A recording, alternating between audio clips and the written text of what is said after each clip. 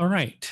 Sounded very grim, and you saw and heard tenacity, perseverance. I'm going to try to spin this so that you can see now light at the end of the tunnel, going through how the tobacco-free generation endgame has moved from a publication to a public health policy that is implementable across the world. So let me tell you the back end story for how this has progressed over time. So like many of you, I've been just a lung surgeon in Singapore. Having trained in Memorial, I had the pleasure of attending radiology conferences with David and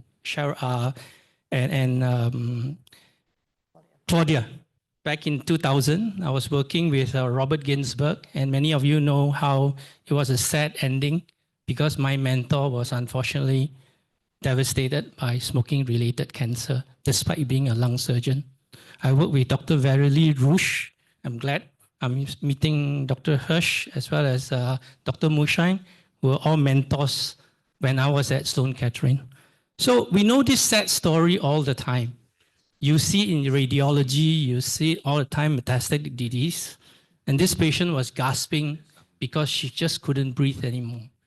I had to fly her back to Indonesia, give morphine for the final days. So like many of us, we work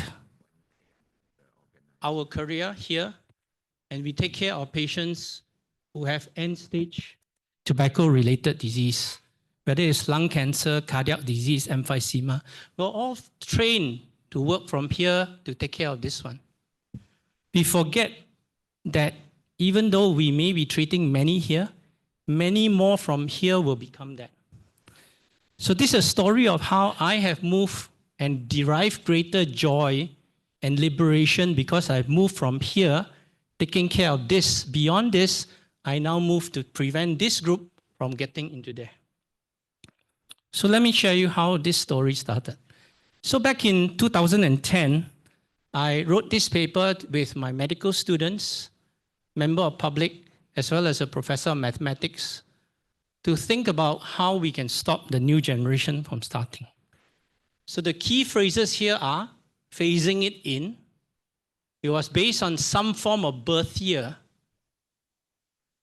And the important thing is that the birth year can be decided by your local community, whether it's 2000, 2005, or 2010, depending on various factors pertaining to that local community or the jurisdiction. So what does this really mean? So it means that those new generation born in or after a certain predefined birth year, they can be educated better and they no longer want to smoke. So the demand is then diminished or reduced to zero. And what happened is when I prepared this slide, I said that it can be legislated after massive support. The good news is that communities around the world are getting massive support, and it is now happening where it is now legislated after massive support. Let me show you the evidence as we go along. So back in 2012, when I first wrote the paper, Ruth Malone is the tobacco control editor-chief, the chief editor within Tobacco Control Journal, and she wrote back and said, hey, the idea that you have proposed is really an end game. And in many years that she's been as a chief editor, she came across many seemingly radical ideas that was really somewhat impossible to think about, but seemingly radical, but maybe useful. So back in 2012, she collated these ideas and put together as a plenary symposium at the World Conference. And these are some of the examples of other end games where they were targeting the entire supply and demand chain. So then, when she put this together, and that's how she coined the term tobacco end game, and now the rest of the world is beginning to use this terminology, and the narratives of tobacco control has changed, no longer trying to control the industry, but now trying to end it. So what does this mean?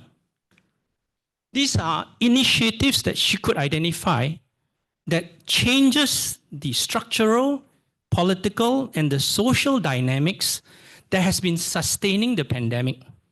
And it must be achieved within a certain time frame.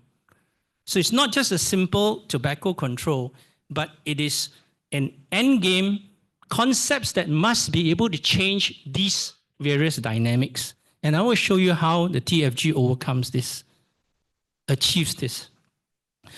So how TFG is different is that it is not addressing the demand supply chain, but we are stopping this group from ever entering the group. In the words of the youth that I work with, they say, well, these measures are mopping up the wet floor, and this is turning off the tap.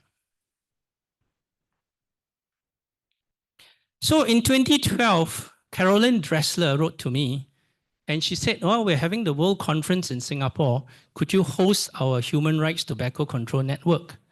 So that's when I first met Professor Richard Daynard, was one of the top legal person who took care of the legal strategies in bringing tobacco industry to the court and contributed significantly to the master settlement. He was present at the conference. Ruth Malone was present at the conference, and when I presented, they told me, yeah, this is game-changing. So having said that, they returned to their own countries, and each of them continue to advocate for the tobacco-free generation concept. Meanwhile, I continued working with youth here. You'll see from 2012, we started mobilizing young people. We started having youth symposium and getting youth to create marvelous creative videos that deliver that tobacco-free generation message. And as we presented across the world, we were getting this very strange organic support that was coming in from audiences across the world. Everywhere we presented, people could see how novel this was coming across and how it was solving that structural, political, and the social issues that we have been confronting and not able to overcome for decades. So this then gives the timeline on how, in blue, some of our efforts in promoting this, and in green were the unsolicited support that was coming across from media, from various partners who have heard about it. So even when I presented at Johns Hopkins Bloomberg School of Public Health, faculty member Ben Rosa said, this is game-changing, liberating, and beyond imagination.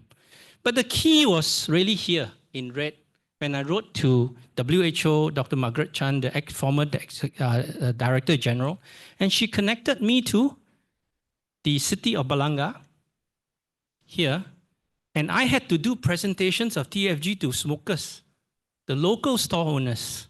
And to my surprise, they understood the benefit. There was no fighting back. The local mayor then supported this and mobilized the community to listen to the presentations. And I had to make tobacco-free generation presentations to young people, demonstrating how the concept can be articulated and the narratives can be better for people like them to step up, and not just people like me alone. So what are the two structural impediments that tobacco-free generation overcomes? Because if you can overcome these two structural impediments, you will solve the social issues and the political conundrums. Okay, perhaps to answer the first question, which is the biggest structural impediment, perhaps maybe the audience may like to help put up your hands. At what age would you like your children to start smoking? 18? Nobody? 21? Or never? Thank you. I give credit to Professor Richard Daynard because it was him who taught me this question. Okay, yeah, but at what age can a motorcyclist ride without a helmet? 18 years old? 21? Never? Okay, that's a simple one. I'm looking for someone who can put up a hand and says, I know what you're driving at. Anybody? Go ahead, ma'am.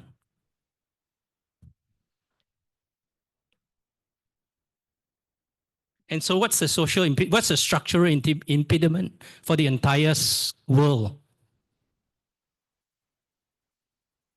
Yes. This is the one.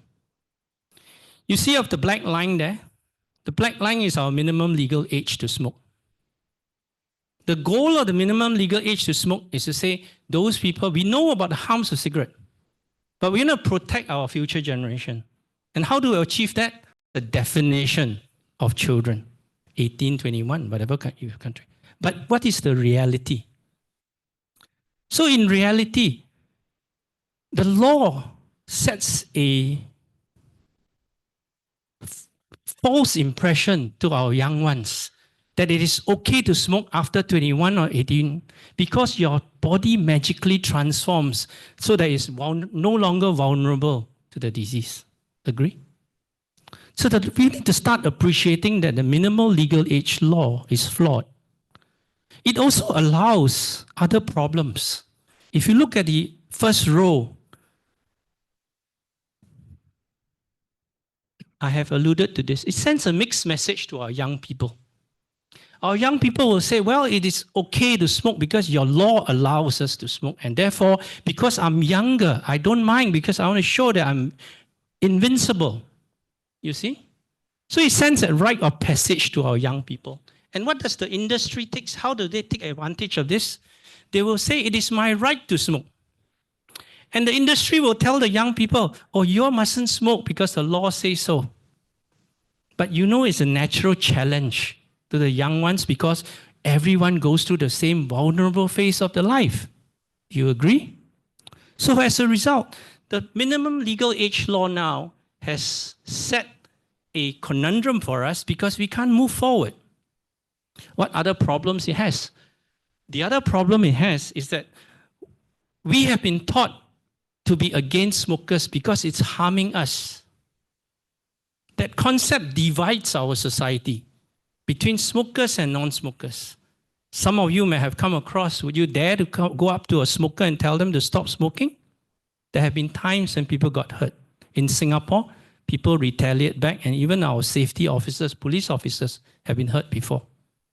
I don't have time to talk about the middle aspects of it, but thankfully I had a chance to have a symposium with the College of Medicine here, and I hope I have excited them enough. So my last closing few slides here will be, why are you the solution? Why am I the solution? The idea is that I stepped out of my comfort zone to work with young people because they, in turn, on the left here, I started with only one person here. She then got inspired the rest, and we got more and more people on board. And now that is, to me, what I call my AI in tobacco control. It is not artificial intelligence. It is an army of intelligence. Why so? Because they are the ones who can reach out to your social media. They are the ones who can reach out to the rest of the world. And why you are important is because each of you come from different universities, medical schools. You have your organization and the network structure that we need to create so that we can harmonize with the young people. They become our voices, our faces, but you and I have the ability to create that workshop, create that structure so that they can be the ones, our army, to be against the tobacco industry. So thank you very much. I don't have time to show the rest, but there are many other ways. I'll just run through very quickly if you can bear with me. This is how we got the world first tobacco-free generation law. And I think this one I want to show you. It's about how tobacco-free generation concept has changed the entire narrative to tobacco control to end it. Because now you can put people together, no longer dividing society, but uniting it. Okay, thank you very much.